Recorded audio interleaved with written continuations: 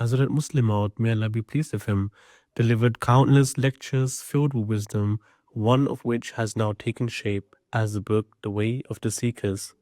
In this lecture, Hazrat Maud, may Allah be pleased with him, explains 26 golden principles of Tarbiyyat for children. Hazrat Maud, may Allah be pleased with him, states that as soon as a child is born, the first step towards his or her moral training is to proclaim azan into his or her ears. A child should be kept neat and tidy and should be properly cleaned after stools.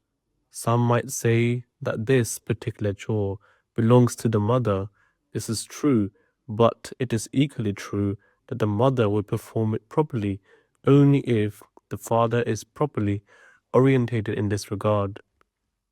It is the husband's duty to ensure the wife is aware of the fact that an unclean child will not have a clean mind.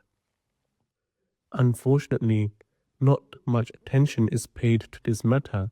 Women are sometimes guilty of grave negligence in this regard. How can you look after the inner cleanliness of the child if you do not look after its external cleanliness? Let the child have a clean body. Its impact on his mind will be great. As a consequence, the child will come to have a clean mind and will become immune to his sins which are caused by uncleanliness. Medical research bears out that a child commits its first sin because it is dirty. Dirt irritates the anal passages, which the child rubs and manipulates. It finds pleasure in the process and becomes conscious of sex. It can be safeguarded against sexual evils to a very large extent if it is kept clean. This training must begin the very day it is born. The child should be fed at fixed hours. This will breed the habit of self-control and save it from a number of evils. Lack of self-control occasions evils like stealing, etc.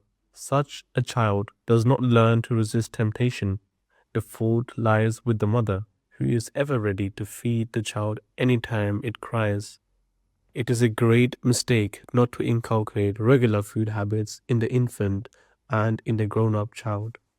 Regular food habits will further lead to the following good habits: punctuality, self-control, good health, cooperation. Such children will not be egocentric and selfish, for they will have learned to eat with others. Frugality. Such child will not suffer from the bad habit of wastefulness and extravagance. The child who is given to eating at odd hours will eat less and waste more. But if it is fed to a fixed measure and at fixed hours, it will make the best of what it gets and remain content with it without a tendency towards waste. It will develop the inner strength to resist temptation. When a child wants to have something which catches its eye in the street and you do not get it, it will learn the habit of fighting temptation later in life. Similarly, if the child wants to have an eatable which is lying about in the house, like sugarcane, radishes, carrots, or homemade sugar in farming families, tell him to wait till it is the time for meals. This will fortify his self-control and enable him to exercise restraint. A child should be helped to form the habit of relieving itself at regular hours. This is very helpful for its health. But a greater benefit is that its limbs come to acquire a sense of punctuality. Bowels become conditioned to move at fixed hours, and evacuation takes place at the proper time. Some Europeans can even tell the time by the movement of the bowels, for they learn to evacuate with clockwork punctuality. Regular bowels, therefore, are a must for a child.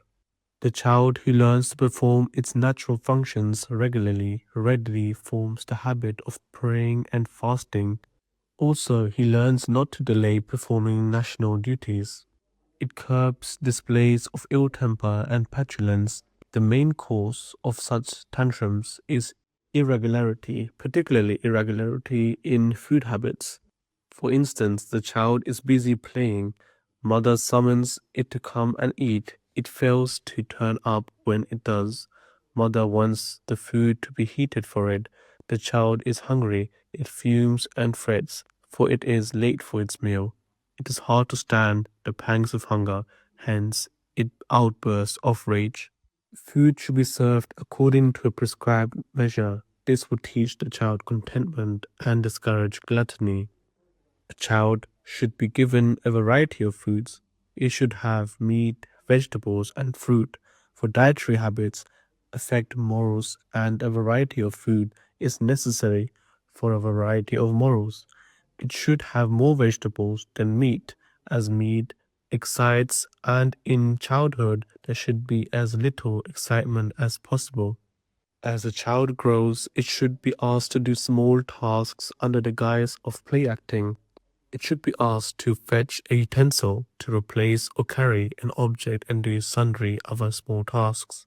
But the child should also have the time to play on its own. Child should be allowed to acquire self-confidence as a matter of habit. For instance, if it wants to have an object which it has just seen, the child should be told that he would get it at a certain time.